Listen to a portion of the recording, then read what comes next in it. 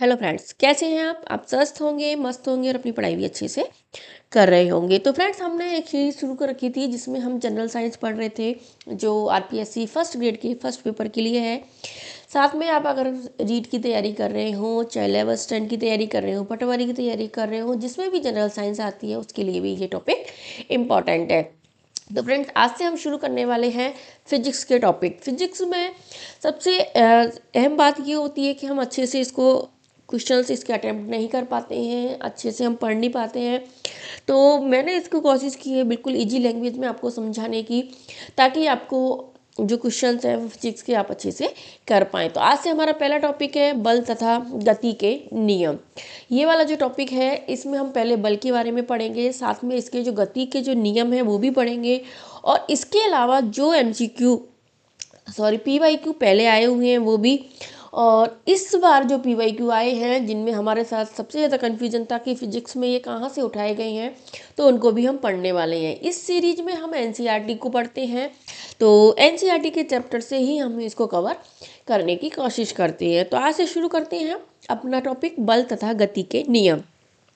बल तथा गति के नियम हम पढ़ रहे हैं, उसमें हम उससे मैं गति बल पढ़ने से पहले हम गति कुछ और इम्पोर्टेंट कुछ एक दो शब्द हैं, जैसे वेग है, त्वरण है, चाल है, उनके बारे में भी थोड़ा थोड़ा पता होना चाहिए। तो पहले उनके बारे में हम देख लेते हैं, फिर हम बल को अच्छे से शुरू करेंगे। तो सबसे पहले आता है गति। तो गति क्या होती है? जब कोई वस्तु अन्य वस्तु के संदर्भ में अपनी स्थिति में परिवर्तन करती है तो कहते हैं कि वस्तु गति में। यानी कोई वस्तु है, जैसे एक बॉल है, एक बॉल स्थिर है और एक बॉल, फिर इस हम जैसे ही इसमें कोई बल लगाते हैं, इसमें हम धक्का देते हैं तो ये गति करती हुई यहाँ पे आ जाती है। तो अगर जो बॉल गति कर रही है यानी अपनी जगह से हट रही है, वो गति ही होती है। गति कैसी होती है? दो प्रकार की होती है, एक स्थानांतरीय या रेखिक गति होती है यानी सीधी दिशा की गति, दूसरी होती है घूर्णन गति होती है। सड़क पर दौड़ रही कार की गति रेखिक प्रकार की होती है। एग्जाम्पल्स भी इसके याद रख लेना, कई बार डायरेक्ट एग्जाम्पल्स भी आपसे पूछे जा सकते हैं। यानी जो सीधी सीधी दिशा में गति करती है, जैसे सड़क पर कोई कार चल रही है या फिर कोई भी व्हीकल चल रहा है या फिर कोई भी बॉल है वो सीधी दिशा में चल रही है, तो वो गति रेखिक गति होती है। दूसरी प्रकार की गति होती है घूर्णन गति, यानी अपने अक्ष पर ही घूर्णन करना। जैसे ये अपना अक्ष है, इसी के आर पार जब घूर्णन करते हैं तो उसको घूर्णन गति कहते हैं। पृथ्वी का व लट्टू का अपने अक्ष पर जो घूमना होता है वो घूर्णन गति का एग्जाम्पल है। दोनों एग्जाम्पल्स आपको याद रखने हैं, स्थानांतरीय गति के और घूर्णन गति के। अगला शब्द है एक इसमें चाल। तो हमें देखना है कि चाल जो होता है, चाल स्पीड हमारी क्या होती है। किसी गतिशील वस्तु के द्वारा इकाई समय में तय की गई दूरी है उसकी चाल कहते हैं। यानी कोई वस्तु गतिशील है और वो यहाँ से जैसे इस स्थान पर जाती है, तो इस स्थान पर वो जितने सेकंड में यानी जितने समय में उस दूरी को तय करती है, यानी जैसे इन्होंने 3 किलोमीटर की दूरी तय की 1 सेकंड में, तो एक स्थान से दूसरे स्थान पर जाने के लिए जो इकाई समय में दूरी तय की जाती है उसे ही हम चाल कहते हैं, यानी स्पीड कहते हैं। यानी तय की गई दूरी ऑब्लिक समय, या फिर इसको हम कैसे कह सकते हैं कि जो दूरी है, दूरी बटे समय से हम इसको व्यक्त करते हैं, और दूरी के लिए हम मीटर और समय के लिए हम सेकंड व्यक्त करते हैं, इसलिए इसका मात्रक मीटर पर सेकंड होता है। ये भी ध्यान रख लेना, पूछ सकते हैं इसका मात्रक क्या है, मीटर पर सेकंड होता है। इसके बाद अगला आता है हमारा वेग। अब देखते हैं कि वेग और चाल में क्या अंतर होता है। वेग और चाल में कोई अंतर नहीं होता, केवल इनमें जो अंतर होता है वो इसकी दिशा का होता है। किसी वस्तु द्वारा इकाई समय में निर्दिष्ट दिशा में यानी एक ही निश्चित दिशा में तय की गई दूरी है वो वेग कहते हैं। यानी चाल तो होता है कि इकाई समय में किसी भी दिशा में तय की गई दूरी होती है, जबकि जो वेग होता है वो एक निश्चित दिशा में तय की गई दूरी को वेग कहते हैं। वेग में चाल के साथ चाल की दिशा आती है, यानी इसमें दिशा का भी महत्व होता है वही दूरी बटे समय ही होता है वेग भी, लेकिन जो मोमेंटम होता है वो भी दूरी बटे समय होता है, और इसका मात्रक इसके लिए वही मीटर पर सेकंड होता है, बस दोनों में दिशा का फर्क होता है। अगला शब्द है त्वरण। त्वरण है एक इम्पोर्टेंट शब्द है, क्योंकि ये आपको जब आगे बल गति के नियम भी पढ़ोगे तब भी आपको ये बार बार सुनने में आएगा, इसके लिए इसको आप ध्यान से पढ़ लेना।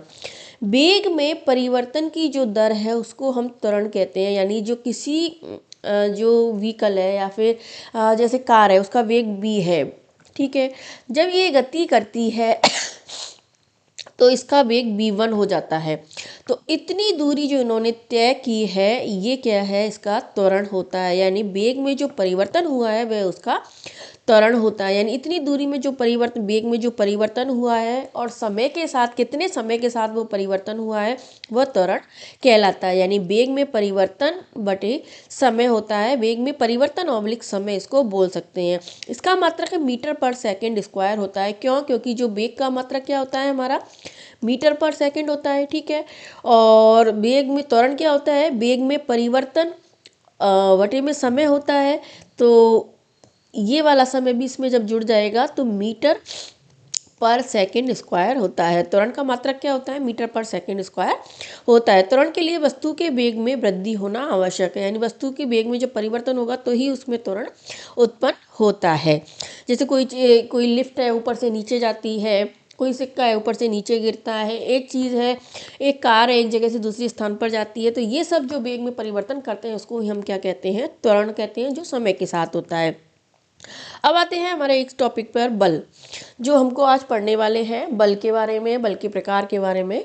बल को बोलते हैं फोर्स। क्या होता है, एक स्थिर वस्तु को गति देने के लिए, गतिशील वस्तु को रोकने के लिए जब हम कोई प्रयास करते हैं तो हमें इसके लिए हमारा शारीरिक यानी फिजिकल जो एफर्ट है वो लगाने होते हैं।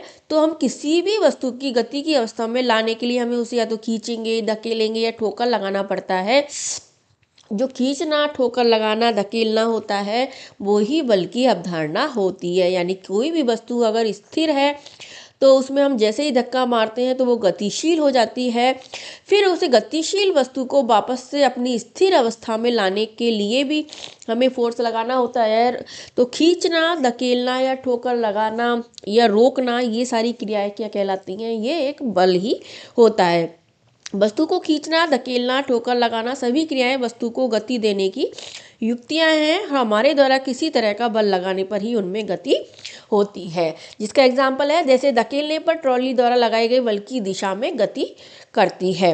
वह कारक जो किसी वस्तु की विराम अवस्था अथवा एक समान गति से सीधी रेखा में चलने की अवस्था में परिवर्तन करता है, उसे ही बल कहते हैं। यानी परिभाषा के रूप में हम देखें तो इसको क्या, कैसे व्यक्त कर सकते हैं कि ऐसा कोई कारक जो किसी वस्तु को विराम अवस्था में लाता है या फिर एक समान गति से सीधी रेखा में चलने की जो अवस्था है उसमें परिवर्तन करता है, उसे हम बल कहते हैं या उसे हम फोर्स कहते हैं। तो ये तो बल का मात्रक, ये इंपॉर्टेंट है। बल का मात्रक क्या होता है, इसका जो ऐसा ही मात्रक न्यूटन होता है, या इसको हम किलोग्राम मीटर प्रति सेकंड से भी व्यक्त करते हैं। तो ध्यान रखना, बल का मात्रक क्या होता है, न्यूटन है, और जिसे हम किलोग्राम मीटर प्रति सेकंड में भी व्यक्त करती हैं। ये इसका ऐसा ही मात्रक होता है। तो इसको हम इस तरह से व्यक्त कर सकते हैं कि 1 किलोग्राम द्रव्यमान वाली वस्तु को 1 मीटर प्रति सेकंड वर्ग की दर से त्वरित करने के लिए जो आवश्यक बल होता है वो ही 1 न्यूटन होता है। यानी कोई बॉल है जो 1 किलोग्राम की बॉल है, इसको आगे बढ़ाने के लिए, ठीक है, 1 मीटर तक आगे बढ़ाने के लिए 1 सेकंड में हमें जितना बल लगाना पड़ता है वही उसके 1 न्यूटन के बराबर होता है। यानी वही उसका बल होता है। तो इसको हम व्यक्त कर सकते हैं 1 किलोग्राम इंटू मीटर प्रति सेकंड स्क्वायर। ठीक है, मैंने यहाँ स्क्वायर आएगा इसमें, मीटर प्रति सेकंड स्क्वायर होता है इसका मात्रक। CGS एक पद्धति होती है, उसमें इसका मात्रक पूछ ले तो उसका मात्रक डाइन होता है। आपको दोनों ध्यान रखने हैं। ऐसा ही मात्रक न्यूटन या किलोग्राम मीटर प्रति सेकंड स्क्वायर होता है, और CGS मात्रक है वो इसका डाइन होता है। इसकी अवधारणा को हम ऐसे भी व्यक्त कर सकते हैं, वस्तुओं को धकेलकर, खींचकर या ठोकर लगाकर उनको गति की अवस्था में बदला जा सकता है। किसी भी वस्तु के वेग का परिमाण बदलने, अर्थात वस्तु की गति को तेज या धीमा करने के लिए, उसकी गति की दिशा बदलने के लिए हमें बल की आवश्यकता होती है। यानी बल का किस किस में प्रयोग होता है, किसी वस्तु को धकेलना, खींचना, ठोकर लगाना, इन सब के लिए भी जो बल की आवश्यकता होती है उनमें गति देने के लिए। यानी किसी भी वस्तु का जो वेग है उसका जो परिमाण बदलते हैं वो वस्तु की, जिससे वस्तु की गति तेज होती है, कम होती है, उसके लिए भी बल की आवश्यकता होती है। किसी भी बल के प्रयोग द्वारा वस्तु का आकार या आकृति भी बदली जा सकती है। यानी बल के द्वारा हम जैसे स्प्रिंग है, स्प्रिंग में बल लगाएंगे वो छोटी हो जाएगी या खींचेंगे तो बड़ी हो जाएगी। इसी तरह हम बॉल है जो प्लास्टिक की ऐसी बॉल है जिसे दबाए, रबड़ की बॉल है जिसे दबाया जा सकता है, तो आप उसको दबाओगे तो वो बॉल पिचक जाएगी और नहीं तो वो फूल जाएगी। तो यानी किसी वस्तु की आकृति और आकार में भी बल के द्वारा हम परिवर्तन कर सकते हैं। जैसे इसके दो एग्जाम्पल दे रखे हैं, बल लगाने पर जो स्प्रिंग है फैलती है और जो गोलाकार गेंद है वो अंडाकार हो जाती है। तो ये दोनों ही एग्जाम्पल उसमें दे रखे हैं, एनसीईआरटी में ये एग्जाम्पल दे रखे हैं। इसके बाद अगला आता है हमारा बल के प्रकार। अब ये भी पढ़ने हैं हमें, इंपॉर्टेंट है बल के प्रकार, यानी बल कितने प्रकार के होते हैं। तो मोस्टली बल है वो 3 या 4 प्रकार के होते हैं। बल होता है, सबसे पहला बल दे रखा है इसमें संतुलित और असंतुलित बल। ठीक है, जैसे जिसको पहले एनसीईआरटी में एक एग्जाम्पल से समझा रखा है, जिसे हम एग्जाम्पल से समझेंगे उसके बाद हम देखेंगे कि इसकी परिभाषा क्या है। तो कोई भी वस्तु है, जैसे एक वस्तु है वो मेज पर रखी है, आप इधर इसको एक साइड से एक्स साइड से खींचेंगे, दूसरा उसको बाई साइड से खींचते हैं।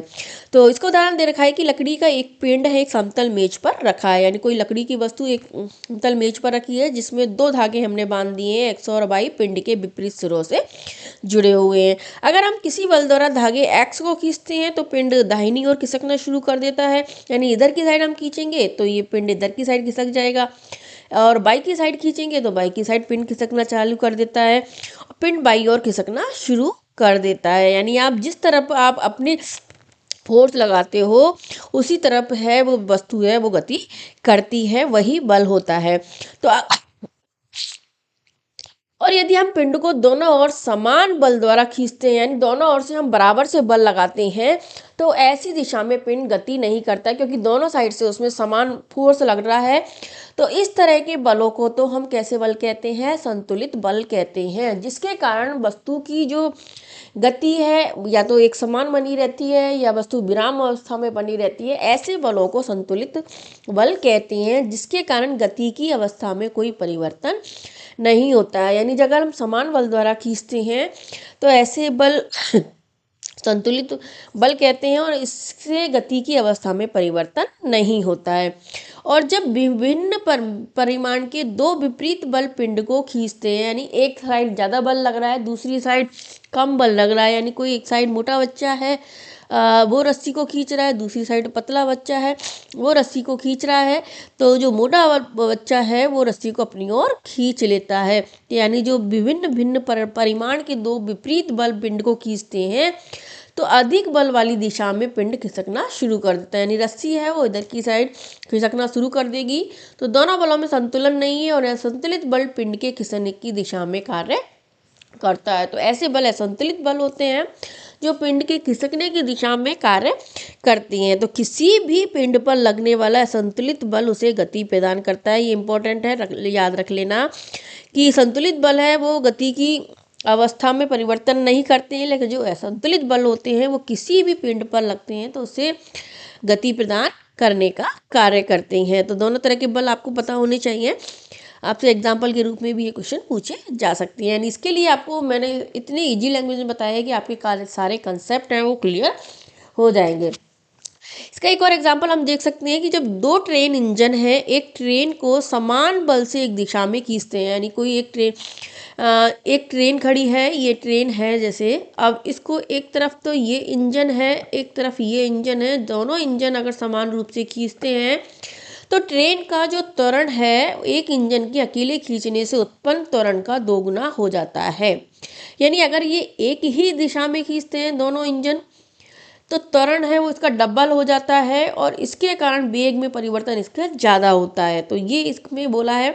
और यदि दोनों इंजन समान बल से ट्रेन को एक इधर खींचेगा और एक इधर खींचेगा तो ट्रेन त्वरित नहीं होगी, क्योंकि विपरीत दिशा में लगे एक समान बल एक दूसरे को बराबर कर देती हैं, जिससे इसमें शुद्ध बल है वो शून्य हो जाता है। यानी दोनों साइड से इसमें बराबर बल लग रहा है, इधर भी हमने F लगाया है बल, ठीक है, और इधर भी F बल लग रहा है। तो दोनों साइड से जब बल बराबर लग रहा है तो ये दोनों बल शून्य हो जाते हैं और इसमें जो बल है वो हमारा शून्य आता है। तो इसलिए अगर ध्यान रखना, अगर एक ही दिशा में त्वरण लगता है तो बल की दिशा दुगनी हो जाती है, त्वरण उसमें दुगना हो जाता है। लेकिन अगर विपरीत दिशा में बल लग रहा है तो त्वरण का मान और बल का मान इसमें शून्य हो जाता है। ठीक है, तो ये आपको ध्यान रखना है। दूसरा है घर्षण। घर्षण बल क्या होता है? ऐसा बल जो दो संपर्क सतहों के बीच में उत्पन्न होता है, घर्षण बल कहलाता है। जैसे अभी अभी देखते हैं, अभी क्या होता है कि जैसे कोई भी कार है वो रोड पर चल रही है, साइकिल हम चलाते हैं, जैसे रोड पर चलते हैं तो वो फिसलती नहीं है। क्यों नहीं फिसलती है? वो घर्षण बल के कारण ही नहीं फिसलती है, क्योंकि साइकिल में और साइकिल के जो पहिए हैं और रोड, उन दोनों के बीच में एक बल कार्य करता है, घर्षण बल, जिसके कारण वो एक दूसरे की जो दोनों संपर्क सतहों के बीच में काम करता है। और इसके कारण जो घर्षण बल है वो जो गति की दिशा होती है, जिस दिशा में साइकिल जैसे जा रही है उसके विपरीत दिशा में लगता है, जिसके कारण इनमें बैलेंस बना रहता है। इसके कारण हमारी साइकिल कभी भी रोड पर फिसलती नहीं है। फिसलती कब है? जब उसमें जो घर्षण बल है वो हमारे जड़ों लगाए हुए बल से कम हो जाता है। तो ऐसा बल जो दो संपर्क सतहों के बीच में उत्पन्न होता है, घर्षण बल कहलाता है। या घर्षण बल गति की दिशा के विपरीत दिशा में कार्य करता है, ध्यान रखना। इसका एग्जाम्पल है लकड़ी के एक पिंड पर लगे दो बल। ठीक है, लकड़ी का एक पिंड है, जब आप किसी लकड़ी के पिंड को खिसकाने की कोशिश करते हो तो उस पर दो बल एक साथ काम करते हैं। क्यों? एक बल तो उसका जो पिंड पर आप बल लगा रहे हो वो काम करता है, दूसरा जमीन के द्वारा उसके ऊपर विपरीत दिशा में एक बल लगाया जा रहा है। तो ये दोनों बल एक दूसरे को के विपरीत काम करते हैं और इसके कारण उनमें जो संपर्क सतहों के बीच बल उत्पन्न होता है उसे हम घर्षण बल कहते हैं। इसका एग्जाम्पल एनसीईआरटी के थ्रू उन्होंने समझा रखा है। जैसे अपन देख लेते हैं कि जब कुछ बच्चे एक बक्से को खुरदरे फर्श पर धकेलने की कोशिश करते हैं तो वे कम बल के साथ बक्से को धकेलते हैं। बक्सा नहीं खिसकता है क्योंकि घर्षण बल धकेलने की विपरीत दिशा में काम करता है, यानी खुरदरे फर्श पर घर्षण बल अधिक होता है। इसके कारण वो जब कोशिश करते हैं तो वो बक्सा नहीं खिसकता है। घर्षण बल दोनों संपर्क सतहों के बीच में उत्पन्न होता है, अर्थात बक्से के नीचे की सतह और फर्श की खुरदरी सतह के बीच में उत्पन्न होता है। यानी दोनों के बीच में घर्षण बल लग रहा है, दो संपर्क सतहों के बीच में, इसके कारण वो बक्सा नहीं खींच सकता। यह घर्षण बल धकेलने लगे बल को संतुलित करता है और यही कारण है कि बक्सा नहीं खींच सकता। जो मैंने आपको अभी बताया कि घर्षण बल है वो संतुलन का काम करता है, जिसके कारण कोई भी चीज़ अपनी जगह पर बनी रहती है। लेकिन जब बच्चे बक्से को जोर से धकेलते हैं लेकिन बक्सा फिर भी नहीं खींच सकता है, क्योंकि घर्षण बल अभी भी धकेलने वाले बल को संतुलित कर रहा है। लेकिन बक्से को ज़्यादा जोर से धकेलती हैं तो बक्सा खिसक जाता है, क्योंकि धकेलने वाला जो बल है वो घर्षण बल से अधिक होता है। यानी कोई भी चीज़ एक स्थान से दूसरे स्थान पर गति करती है, या चाहे जैसे साइकिल है वो अपनी जगह से फिसलती है, उसका कारण क्या होता है? घर्षण बल होता है। जब घर्षण बल असंतुलित हो जाता है तो ही कोई चीज़ में गति उत्पन्न होती है। यह असंतुलित बल कार्य करता है, इसलिए बक्सा खिसकने लगता है। यानी घर्षण बल है जो दो संपर्क सतहों के बीच में बना रहता है, आपको ये ध्यान रखना है। और जब घर्षण बल का मान, जो बल उस पर दूसरा संपर्क सतह के द्वारा जो बल लग रहा है उससे अधिक होता है तो वस्तु नहीं खिसकती है, लेकिन इसका मान जब कम होता है तो वस्तु अपनी जगह से गति कर जाती है। इसका एग्जाम्पल एक और है, जब हम साइकिल चलाते हैं, इसको ध्यान रख लेना, इसको पूछ सकते हैं आपसे, ये इंपॉर्टेंट है कि पैडल चलाना बंद करने पर साइकिल की गति धीमी होने लगती है। ऐसा इसलिए होता है क्योंकि घर्षण बल गति की दिशा के विपरीत दिशा में कार्य करता है। ध्यान रखना कि साइकिल जब हम चलाते हैं तो साइकिल में कौन सा बल लगता है? उसमें कौन सा बल लगता है? घर्षण बल उसमें लगता है, जो गति की दिशा के विपरीत दिशा में कार्य करता है। साइकिल की गति रखने के लिए हमें फिर से पैडल चलाना पड़ता है, यानी फिर से हम पैडल चलाते हैं तो साइकिल की गति बनती है, क्योंकि उसमें घर्षण बल कम हो जाता है। तो ये तो हमारा घर्षण बल। आपको ध्यान रखना है संतुलित और असंतुलित बल, साथ में घर्षण बल भी याद रखना है। तो इससे हम ये निष्कर्ष निकाल सकते हैं कि कोई भी वस्तु जब समान वेग के साथ केवल तभी गतिशील रह सकती है जब उस पर लगने वाला बल, कौन कौन सा? बाह्य और घर्षण, जब संतुलित होते हैं और वस्तु पर कोई नेट बाह्य बल कार्य नहीं करता। यानी कोई भी साइकिल है, जैसे उस पर साइकिल का और जो रोड के द्वारा लगने वाला घर्षण बल है वो दोनों संतुलित होते हैं तो ही वो एक सीधी दिशा में गति करती है। जैसे ही उनमें कोई बाह्य बल कार्य करता है या फिर तो उसके कारण उनकी गतिशीलता में परिवर्तन हो जाता है। तो इसको आप याद रख लेना। अगर किसी वस्तु पर असंतुलित बल लगाया जाता है तो उसके वेग में परिवर्तन या उसकी दिशा में परिवर्तन होता है। इसी प्रकार किसी वस्तु को त्वरित करने के लिए एक असंतुलित बल की आवश्यकता होती है और उसकी गति या गति की दिशा में तब तक परिवर्तित होता रहेगा जब तक कि उस पर संतुलित बल कार्य नहीं करता है। यानी कोई भी वस्तु एक ही दिशा में गतिशील कब तक बनी रहती है, जब तक उस पर संतुलित बल कार्य करता है, और जैसे ही उसकी गति की दिशा में परिवर्तन होता है उस पर कौन सा बल कार्य करने लगता है, असंतुलित बल कार्य करने लगता है। तो ये आपको घर्षण बल और आकर्षण बल के बारे में पता होना चाहिए।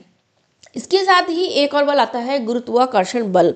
हालांकि इसमें पहले क्वेश्चन नहीं पूछे गए थे, लेकिन इस बार इसमें से क्वेश्चन पूछे गए हैं, इसके लिए गुरुत्वाकर्षण बल भी आपको अच्छे से पता होना चाहिए। ग्रेविएशन फोर्स जिसको बोलते हैं, कोई ऐसा बल जो वस्तुओं को पृथ्वी की तरफ खींचे रखता है। मतलब हम जैसे पृथ्वी अपने अक्ष पर घूम रही है, लेकिन उसके बाद भी हम स्थिर बने रहते हैं, जैसे लुढ़कते पुढ़कते नहीं है।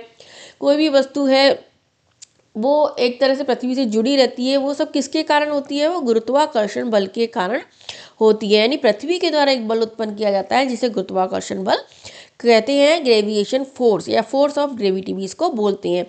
इसी बल के कारण सूर्य चारों तरफ ग्रहों के तथा चंद्रमा पृथ्वी के चारों तरफ परिक्रमा करता है। इंपॉर्टेंट है, क्वेश्चन पूछ सकते हैं आपसे कि पृथ्वी के चारों तरफ परिक्रमा कर चंद्रमा करता है तो उसमें कौन सा बल लगता है, या जो ग्रह सूर्य के चारों तरफ परिक्रमा करते हैं उसमें कौन सा बल लगता है। 4 मौलिक बलों में गुरुत्वाकर्षण एक कमजोर अथवा क्षीण मौलिक बल है। यानी लेकिन ये जो गुरुत्वाकर्षण बल है वो बहुत ही क्षीण बल है। क्यों होता है, क्योंकि जो पृथ्वी होती है, पृथ्वी का जो आकार आकृति है बहुत अधिक होती है, उसके अकॉर्डिंग हमारा जो भार है वो बहुत कम है। इसके कारण हमारा जो बल है ये बहुत क्षीण होता है, बहुत कम होता है, जो ब्रह्मांड में प्रत्येक कण या पिंड के बीच उनके द्रव्यमान के कारण लगता है। यानी पृथ्वी का आकार और हमारा आकार में कहते हैं ना नाम बहुत ज़्यादा फर्क है। इसके कारण जो ये बल है वो बहुत कम बल से हम इससे जुड़े रहते हैं। गुरुत्वाकर्षण बल के बारे में न्यूटन ने अपनी पुस्तक प्रिंसिपिया में प्रकाशित किया था। उन्होंने उस पुस्तक में प्रकाशित किया था और गुरुत्वाकर्षण का नियम ही न्यूटन के द्वारा दिया गया था। तो आपको ये भी याद रखना है कि न्यूटन ने कौन सा नियम दिया था, एक गुरुत्वाकर्षण के बल का नियम दिया था। इस नियम में उन्होंने क्या बताया था, उन्होंने बताया था कि जब ब्रह्मांड होते हैं इनमें जो किन्हीं दो पिंड के मध्य कार्य करने वाला आकर्षण बल होता है उनके द्रव्यमानों के गुणनफल के समानुपाती और उनके मध्य की दूरी के वर्ग के व्युत्क्रमानुपाती होता है। यानी जैसे पृथ्वी है और एक व्यक्ति है, इन दोनों दो पिंड हो गए, ये एक व्यक्ति हो गया, एक पृथ्वी हो गई। जब इनके मध्य में जो आकर्षण बल के द्वारा ये एक दूसरे से जुड़े रहते हैं, जिससे पृथ्वी अपने अक्ष पे घूर्णन कर रही है और व्यक्ति उस पे पृथ्वी पर रहते हुए भी वो उसमें गिरता नहीं है, तो इनके दोनों का द्रव्यमान, जैसे एक पृथ्वी का द्रव्यमान m1 है और व्यक्ति का द्रव्यमान m2 है, दो द्रव्यमान हो गए। इन दोनों का जो द्रव्यमान है इनका गुणनफल क्या हो गया, दोनों का जो गुणा होता है उसके तो समानुपाती होता है कौन सा बल, जो गुरुत्वाकर्षण बल होता है। और इन दोनों के बीच में जो दूरी है, कितनी दूरी पर ये है, जिसे हम r से व्यक्त करते हैं, d से व्यक्त करते हैं, उस दूरी के व्युत्क्रमानुपाती होता है। यानी इसको हम 1/r से व्यक्त कर सकते हैं। यानी गुरुत्वाकर्षण बल को कैसे, दोनों पिंडों के गुणनफल के समानुपाती होगा और उनकी दूरी के व्युत्क्रमानुपाती होता है। ठीक है, तो इसको हम कैसे व्यक्त कर सकते हैं गुरुत्वाकर्षण बल को, गुरुत्वाकर्षण बल को उन्होंने यही बताया था कि ये इसका नियम होता है।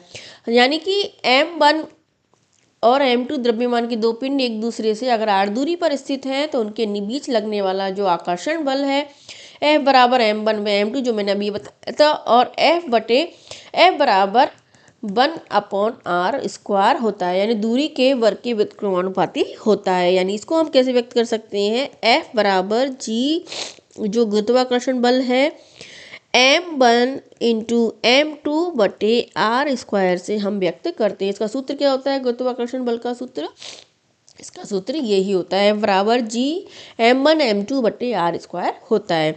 जहाँ गुरुत्वाकर्षण एक नियतांक होता है जिसे सार्वत्रिक गुरुत्वाकर्षण नियतांक कहते हैं, जिसका मान 6.67 इंटू 10⁻⁻1 न्यूटन मीटर क्यूब पर kg होता है। ये मान भी आपको ध्यान रखना है, 10⁻⁻1 न्यूटन मीटर क्यूब पर kg इसका मान होता है। तो ये आपको ध्यान रखना है, गुरुत्वाकर्षण का नियम जो न्यूटन ने दिया था, इसका फॉर्मूला, और साथ में उसका गुरुत्वाकर्षण जो नियतांक होता है उसका क्या मान होता है। इसे हम ऐसे भी व्यक्त कर सकते हैं ग्रेविएशन फोर्स के रूप में। जैसे आपको इसे, जैसे दो ऑब्जेक्ट हो गए, पृथ्वी हो गया या कोई भी दूसरा ऑब्जेक्ट हो गया, दोनों वस्तु m1 और m2 है, दोनों एक दूसरे के प्रति फोर्स लगाते हैं, f1 और f2 फोर्स लगा रहे हैं, और दोनों की मध्य दूरी d या r से हम इसको व्यक्त कर सकते हैं। तो क्या हो गया, f1 बराबर f2 बराबर g, तो m1 m2 बटे d स्क्वायर से हम इसको व्यक्त करते हैं। तो क्या सूत्र हो गया इसका, जो अभी मैंने फॉर्मूला आपको बताया था कि गुरुत्वाकर्षण बल का फॉर्मूला होता है F बराबर G इंटू m1 m2 बटे r स्क्वायर से हम इसको व्यक्त करते हैं। अब एक शब्द आता है, एक वर्ड है इसमें, गुरुत्व। गुरुत्व क्या होता है?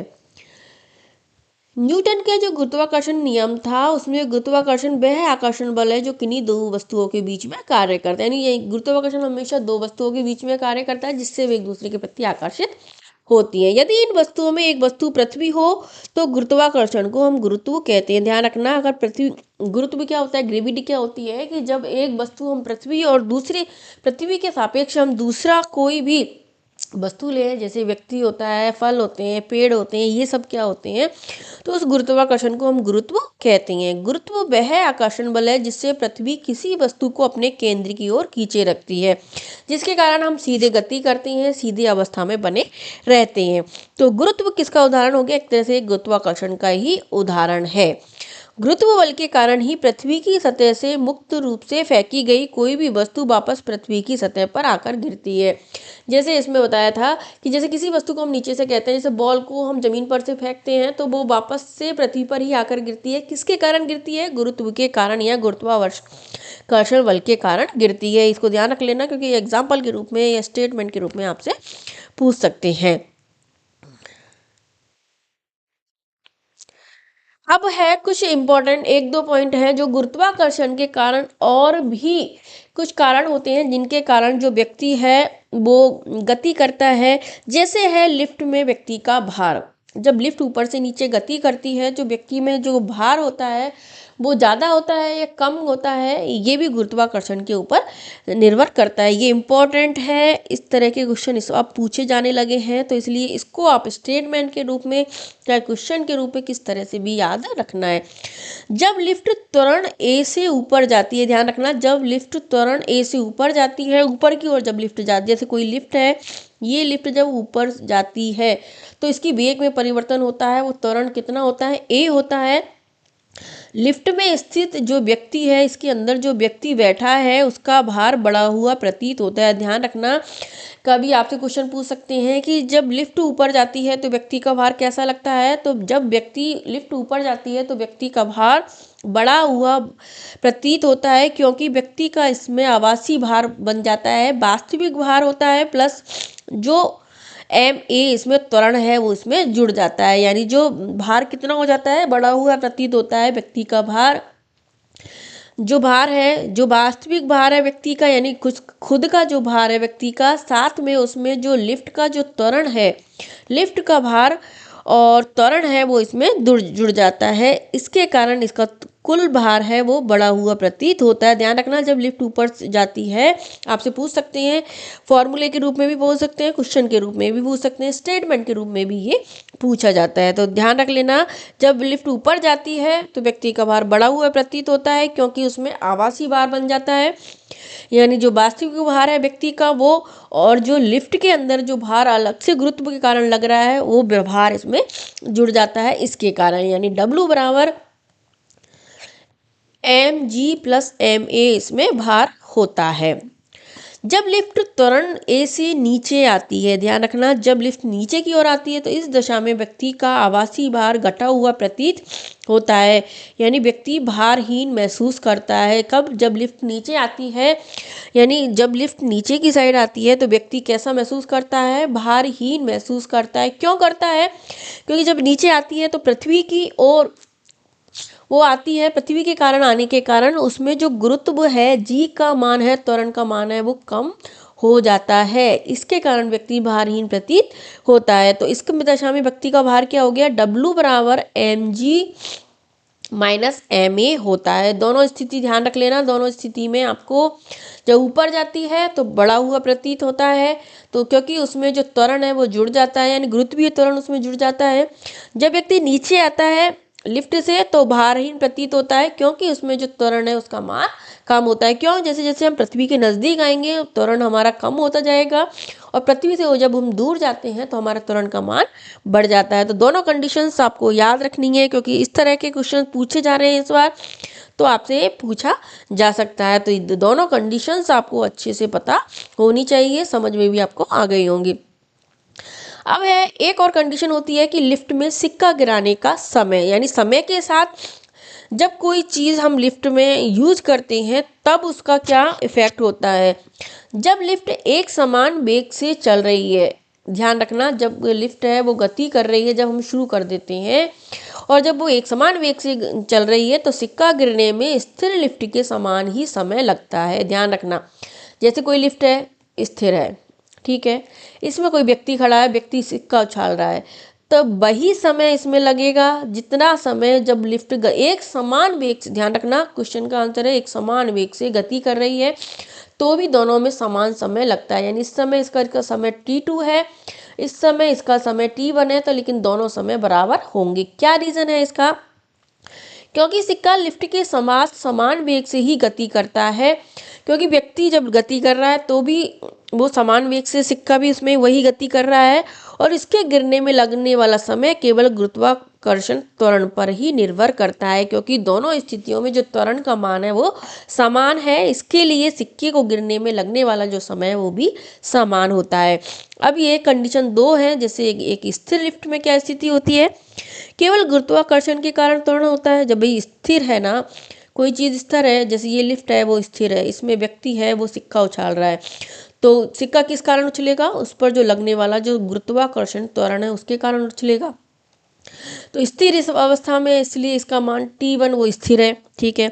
जब समान वेग से लिफ्ट चलती है, यानी वेग एक ही है, उसमें कोई परिवर्तन नहीं है, तब जा रही है, तो उस टाइम भी क्या, उसमें जो गुरुत्वाकर्षण का मान है, त्वरण का मान है वो समान होता है।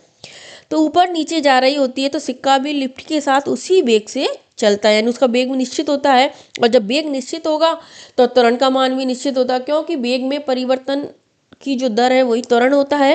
इसीलिए गुरुत्वाकर्षण के कारण सिक्का लिफ्ट के फर्श तक पहुंचने में समान समय लेता है। तो इस स्थिति में कह सकते हैं कि दोनों ही मामलों में, चाहे स्थिर हो या समान वेग से चलने वाली जो लिफ्ट है, सिक्का जमीन तक पहुंचने के लिए समान दूरी तय करता है, और उसका त्वरण गुरुत्वाकर्षण के कारण होता है, इसलिए समान समय लगता है। उसका त्वरण क्या है? गुरुत्वाकर्षण के कारण ही होता है, इसलिए समान समय लगता है। इस बार इसमें क्वेश्चन के रूप में अभी आपको बताऊंगी, क्वेश्चन के रूप में पूछा गया है, हो सकता है आपसे स्टेटमेंट के रूप में भी इस बार पूछ सकते हैं, तो आपको ये पूरे चीज़ें अच्छे से याद रखनी है। कैसे गति करता है, दोनों कंडीशन मैंने बता दी, स्थिर लिफ्ट में भी और एक समान वेग से जब लिफ्ट गति करती है दोनों में। और कारण क्या है? गुरुत्वाकर्षण। कौन सा बल लगता है इसमें? गुरुत्वाकर्षण। जो त्वरण होता है उसके कारण जो सिक्का है वो जमीन पर पहुंचता है, वो समान दूरी तय करता है, इसलिए उसमें समान समय लगता है। आपको ये याद रखना है। जैसे अभी अब इस बार इसमें क्वेश्चन पूछा गया था, उस क्वेश्चन में सबको यही कन्फ्यूज़न था कि ये क्वेश्चन कहाँ से आया है, तो ये भार गुरुत्वाकर्षण बल के द्वारा से ही ये क्वेश्चन पूछा गया था। एक व्यक्ति लिफ्ट के फर्श पर खड़ा होकर एक सिक्का गिराता है, ठीक है, लिफ्ट के फर्श पर खड़ा है, यानी लिफ्ट कैसी है? स्थिर अवस्था में। ध्यान रखना, सिक्का लिफ्ट के फर्श पर समय t1 में पहुंचता है, स्थिर अवस्था में है लिफ्ट, ठीक है। तो फर्श पर कितने समय में पहुंच रहा है? t1 में पहुंचता है। जब लिफ्ट स्थिर होती है और समय t2 में जब एक समान चाल से चल रही, दोनों स्थिति देखिए, और जब एक समान चाल से चल रही है तब किसमें? t2 समय में चल रही है, तो दोनों में सिक्का गिराने का समय क्या होगा? तो हमने भी देखा कि चाहे स्थिर अवस्था हो, एक समान वेग से गति कर रही हो, दोनों ही अवस्था में जब लिफ्ट से कोई व्यक्ति सिक्का गिराता है तो दोनों में समान समय लगता है। तो आंसर हो जाएगा t1 बराबर t2। इस तरह स्थिर जी सा क्वेश्चन था, लेकिन बस हमारे कंसेप्ट क्लियर नहीं होते हैं, इसके लिए हम इस क्वेश्चन को इस तरह से सब नहीं कर पाए थे, क्योंकि सबको को एक्सप्लेन कैसे कर सकते हैं कि सिक्का गिराने का क्या समय हो गया, T1 बराबर T2। जब लिफ्ट स्थिर होती है तो सिक्के पर लगने वाला एकमात्र त्वरण गुरुत्वाकर्षण के कारण होता है, जिसे हम G से व्यक्त करते हैं। यानी सिक्के को फर्श पर पहुंचने लगा समय T1 होता है। और जब से लिफ्ट एक समान चाल से गति कर रही होती है, चाहे वो ऊपर की ओर जाए या नीचे की, इससे कोई फर्क नहीं पड़ता, बस एक समान चाल से होनी चाहिए। तो लिफ्ट के भीतर के संदर्भ फ्रेम में कोई अतिरिक्त त्वरण नहीं होता है, ध्यान रखना।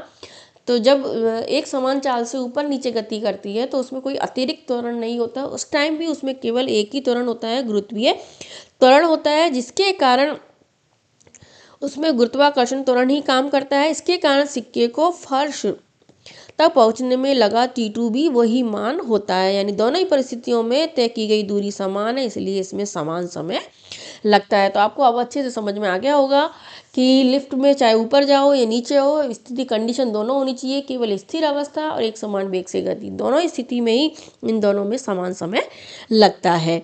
आपको आगे ध्यान रखना है, क्योंकि आगे क्वेश्चन भी दोबारा भी रिपीट हो सकता है, और या फिर आपसे स्टेटमेंट के रूप में भी इस बार पूछा जा सकता है। कई बार कैलकुलेशन के रूप में पूछ सकते हैं, कभी स्टेटमेंट के रूप में भी आपसे पूछ सकते हैं। इसके अलावा इसमें एक और होता है, बल से जुड़ा हुआ एक शब्द होता है भार। जैसे बल है, हमने देखा बल में क्या क्या काम करता है, द्रव्यमान और त्वरण काम करता है। तो इसका सूत्र तो हो गया ma होता है, लेकिन भार, भार क्या होता है, जैसे हमने देखा भार होता है mg, कि जो द्रव्यमान होता है और जो त्वरण होता है उसके मिलने से व्यक्ति का भार बनता है। तो वस्तु का भार वह बल है जो पृथ्वी के गुरुत्वाकर्षण के कारण उस पर लगता है। यानी वस्तु में जो भार होता है वो किस कारण से होता है, कि जो वस्तु का द्रव्यमान होता है, यानी उसका जो परिमाण है, उस पे अगर गुरुत्वाकर्षण बल पृथ्वी से जो लग रहा है वो उसका भार होता है। यानी जैसे किसी व्यक्ति का वजन है, कितना है, 10 kg है, ठीक है, और उस पर 10 kg ही गुरुत्वाकर्षण बल लग रहा है, तो उसका भार कितना हो गया, 100 kg। कितना भार हो गया उसका, 100 kg भार हो गया। भार तो क्या हो गया उसका, 100 kg हो गया, लेकिन जो उसका द्रव्यमान हो गया वो कितना हो गया, 10 kg। यानी दोनों में अंतर क्या है, द्रव्यमान व्यक्ति का खुद का परिमाण होता है, लेकिन जब उस पर गुरुत्वाकर्षण बल काम करता है तो वो भार बन जाता है। वस्तु का भार उसके द्रव्यमान से भिन्न होता है, क्योंकि द्रव्यमान वस्तु में निहित पदार्थ की मात्रा का माप होती है। वस्तु का द्रव्यमान स्थिर होता है, क्योंकि एक व्यक्ति का भार द्रव्यमान वो निश्चित ही होगा, किसी वस्तु गेंद का द्रव्यमान निश्चित होगा, लेकिन भार है वो चेंज होगा, क्योंकि गुरुत्वाकर्षण बल, गुरुत्वाकर्षण जो त्वरण है या बल है वो ऊपर नीचे जाने पर चेंज होता है, इसके कारण पृथ्वी की स्थिति के अनुसार परिवर्तित होता है। वस्तु का भार ध्रुवों पर अधिकतम लेकिन विषुवत रेखा पर न्यूनतम होता है, इसको लाइन को भी ध्यान रख लेना। ऊंचाई पर जाने पर वस्तु का भार कम होता है, क्योंकि गुरुत्वीय त्वरण कम लगता है, इसके कारण। तो चंद्रमा पर वस्तु का भार पृथ्वी की तुलना में 1/6 अंश होता है। ध्यान रखना, चंद्रमा पर भी वस्तु का भार में पृथ्वी की तुलना में 1/6 अंश होता है, यानी बहुत कम होता है। जहाँ पृथ्वी पर अगर यही भार 60 है तो वही जो चंद्रमा है उस पर उसका भार 10 हो जाएगा, यानी 1/6 अंश इसका होता है। तो ये भी आपको ध्यान रखना है। गुरुत्वाकर्षण बल देख लिया, भार हमने देख लिया जो कि इसके सापेक्ष में होता है। तो ये सारी चीज़ें हमने देख ली। तो इसे हम कैसे व्यक्त कर सकते हैं, इसको हम व्यक्त कर सकते हैं, मैंने अभी आपको बताया, जैसे W बराबर होता है, यानी जो द्रव्यमान होता है व्यक्ति का, साथ में जो पृथ्वी का गुरुत्वीय त्वरण लगता है उसका मान होता है, यानी W बराबर mg से इसको व्यक्त कर सकते हैं। भार m द्रव्यमान और गुरुत्वीय त्वरण होता है। तो फ्रेंड्स, आज हमने देख लिया किस तरह से मैंने आपको बल और गति के नियम, आई होप आपको ये समझ में आ गया होगा। मैंने बहुत अच्छे से इसको समझाने की और एक इजी लैंग्वेज में आपको पढ़ाने की कोशिश की है। फिजिक्स थोड़ा सा टफ लगता है हमको, अगर आप 1-2 बार इसको रिपीट करोगे तो आपको समझ में आ जाएगा। तो फ्रेंड्स, हमने आज बल तथा गति के नियम का जो टॉपिक शुरू किया है, जिसमें हमने बल को अच्छे से देख लिया, जिसमें भी आपको ज़्यादा इंपॉर्टेंस के रूप में गुरुत्वाकर्षण जो बल के बारे में पढ़ा है, लिफ्ट के गिराने में सिक्का गिराने का समय, लिफ्ट में भार के बारे में पढ़ा है, उसको बहुत अच्छे से याद करना है। 2-3 बार पढ़ोगे आपको अच्छे से लर्न हो जाएगा। इसके बाद अगला जो टॉपिक है, इसी के अंदर गति के जो नियम आपके दे रखे हैं उनको हम पढ़ेंगे। फ्रेंड्स, मैं कोशिश कर रही हूँ अच्छे से अच्छे कंसेप्ट आपके क्लियर करने के और अच्छी से अच्छी लैंग्वेज में आपको ज़्यादा से ज़्यादा समझाने की, इजी लैंग्वेज में, ताकि आपको फिजिक्स अच्छे से समझ में आए। तो आप मिलते हैं अगले टॉपिक में गति के नियम के साथ। Thank you.